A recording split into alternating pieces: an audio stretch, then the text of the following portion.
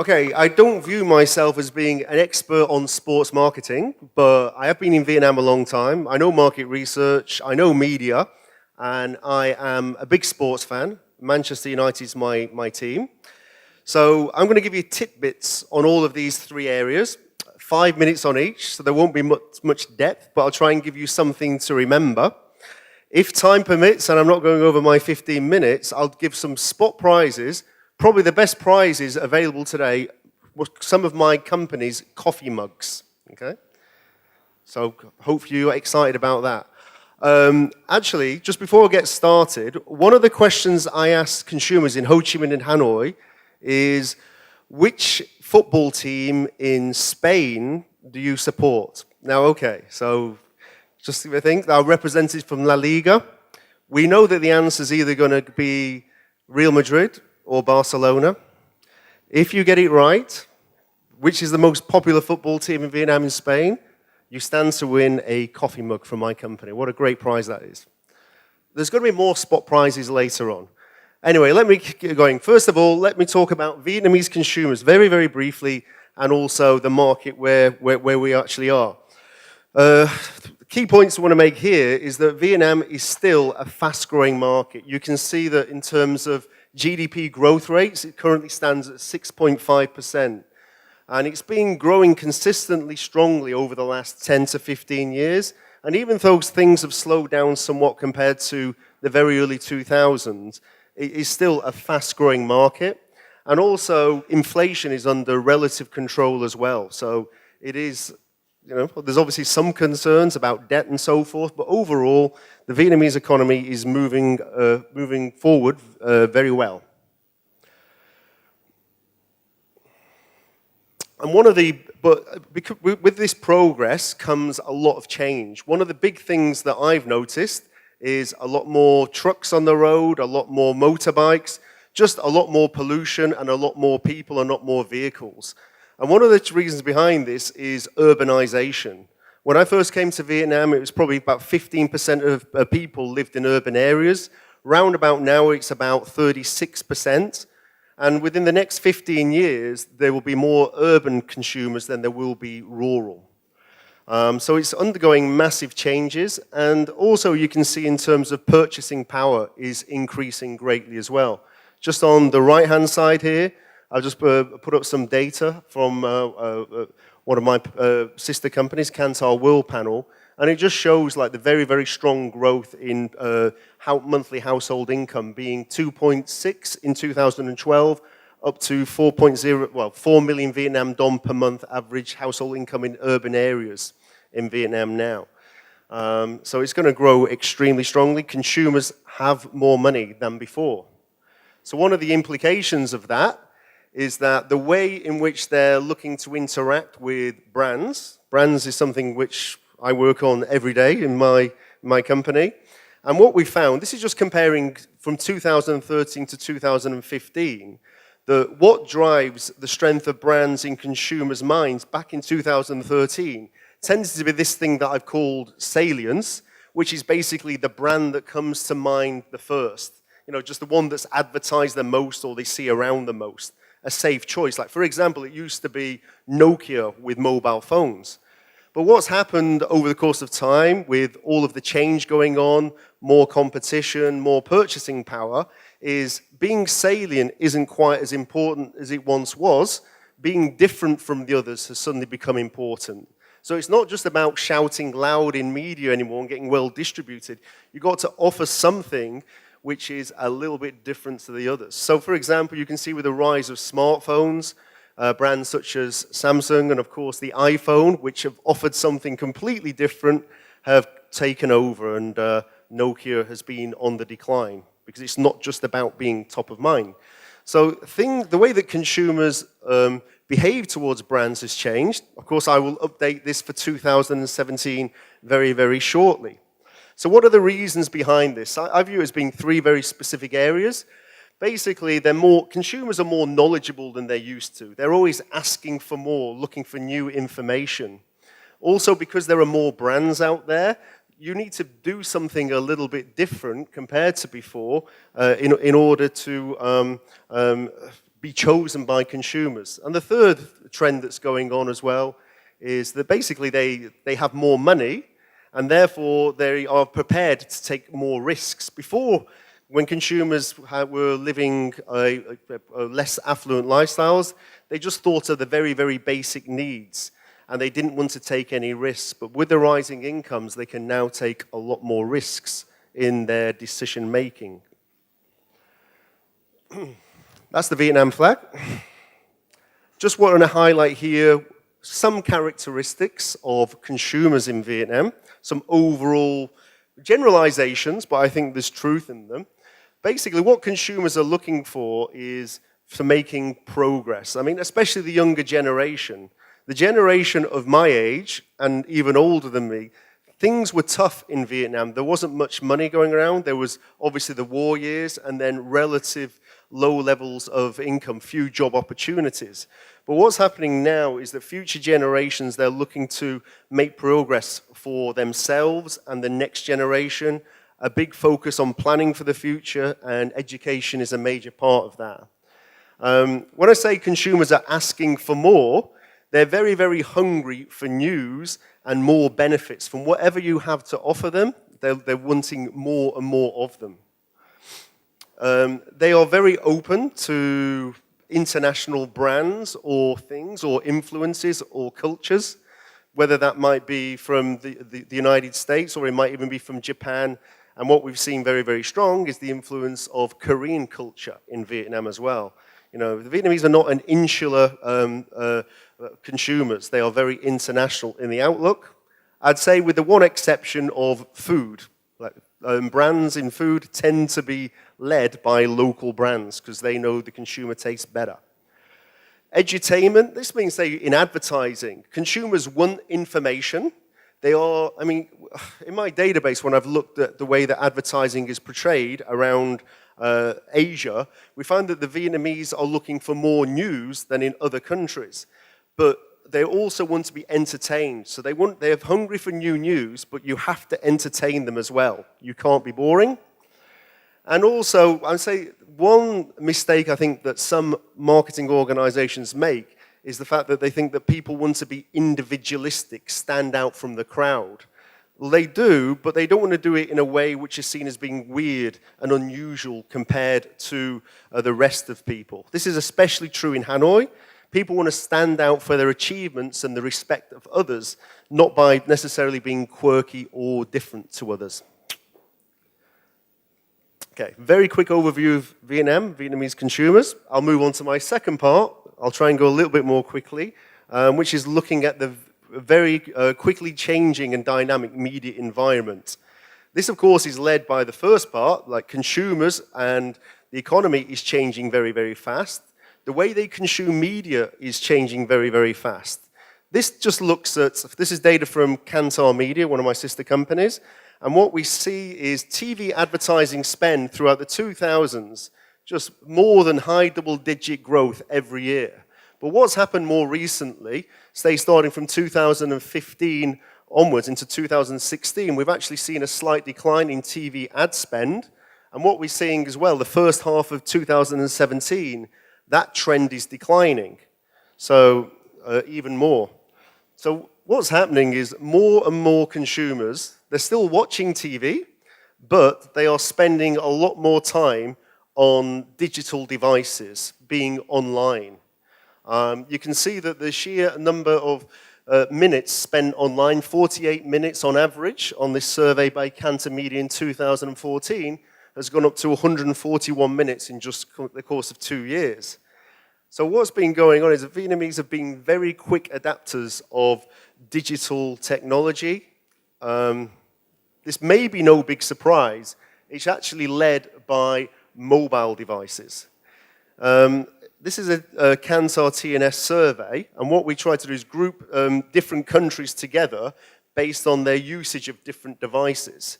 Vietnam fits into a mobile-only market, meaning a very large percentage of their time when they are connected to a digital device is spent on mobile compared to the average across other markets. For example, in Japan, it's much more PC or laptop-centric. In Vietnam, It's all about the mobile device.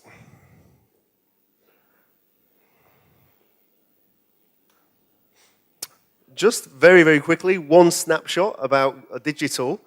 Even though you might think it's very, very fragmented, in terms of social and messaging brands or media, the ones where they spend most of their time is actually dominated by a very small number of publishers. Basically, YouTube and Facebook, when it comes to social media and messaging, Facebook Messenger, and the local app Zalo. So from that perspective, it's relatively easy to connect with them. A couple of things here. Instagram and especially Twitter seem to be relatively little used in the country at the moment. However, even though Vietnam is going very, very digital very quickly, this chart just shows that compared to TV advertising, they are less responsive and open to advertising when it's in the digital space, because in effect you're coming into their own personal life and they are more resistant to receiving your messages. It doesn't mean that it can't be done, it just means that it's more difficult. And to go into some of the things that you can do to address this is a whole presentation at M2 next time. So I'll leave it at that. Right, the third part of what I want to cover today is the bit where I'm talking specifically about sports. So, are Vietnamese sports fanatics? Well, my observation is when the Vietnam national football team wins an important game against one of their Southeast Asian rivals, they are absolutely fanatical and they go around the street on their motorbikes, creating a lot of noise. Unfortunately, they've not been too successful more recently. Right, so in preparation for the event today, I did a quick online survey by asking some very, very simple questions of 500 consumers of 18 to 45, both males and females, in Ho Chi Minh City and in Hanoi. And this is the bit where I will give away some of my company's coffee mugs, if Kerry gives me enough time. So the first question is, what sports do you participate in? Well, one of them, low mentions, was billiards, whether that's the pool or the strange version of billiards which is often played here with no pockets. Basketball. Tennis. Okay, now at this stage, I'm just going to go over here and get a coffee mug, all right?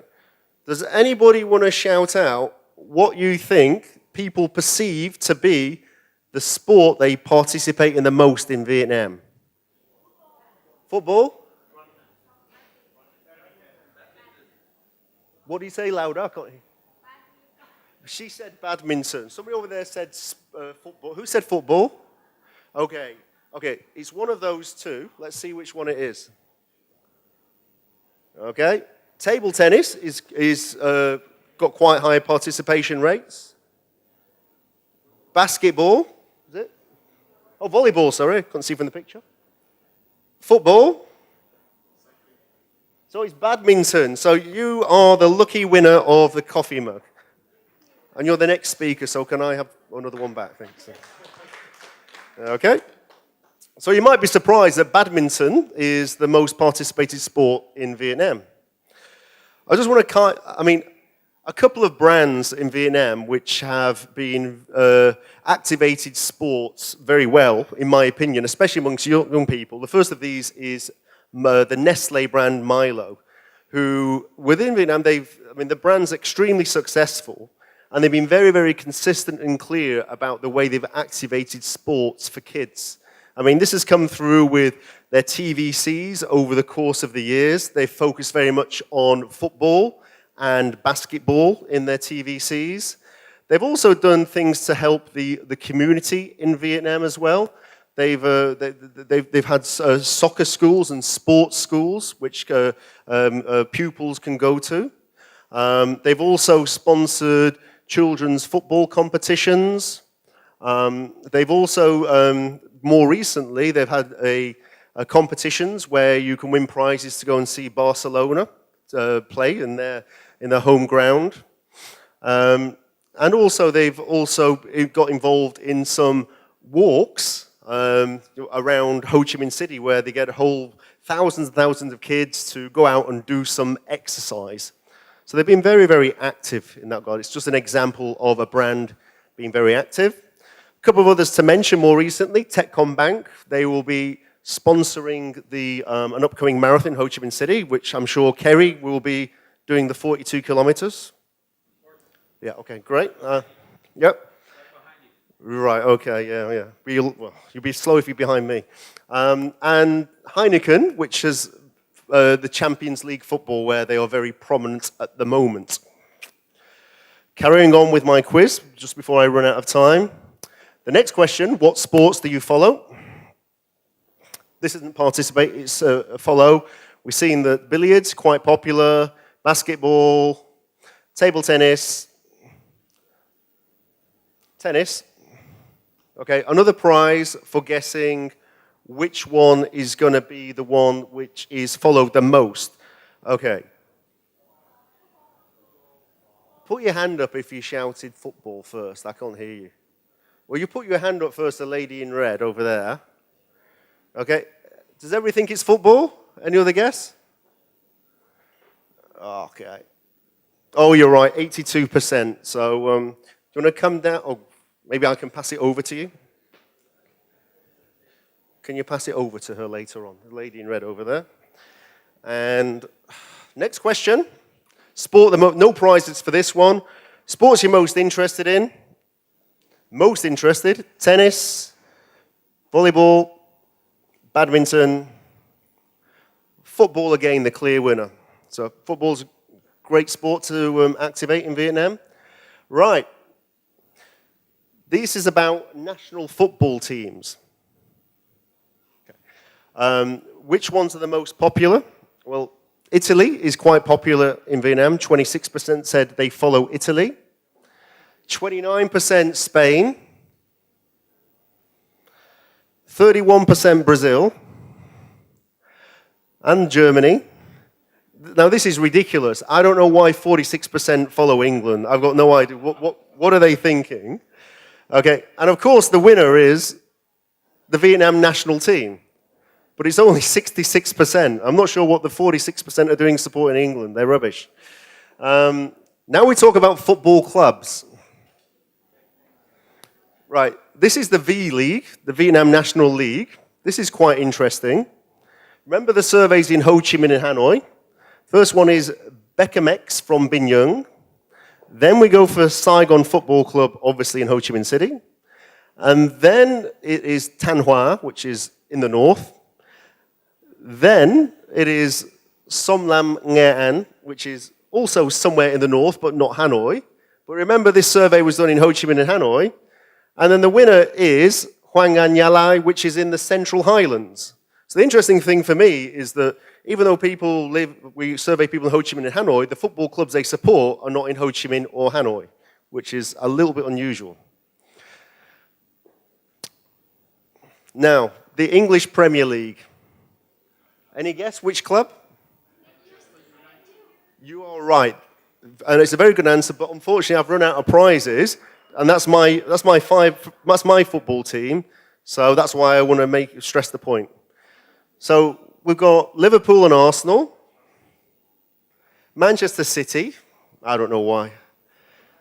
Chelsea, quite popular, but by far the most popular is Manchester United. Okay? Now, we come to the most important one. We're talking about La Liga. Okay, we know that Valencia wouldn't win. We know it won't be Atletico Madrid.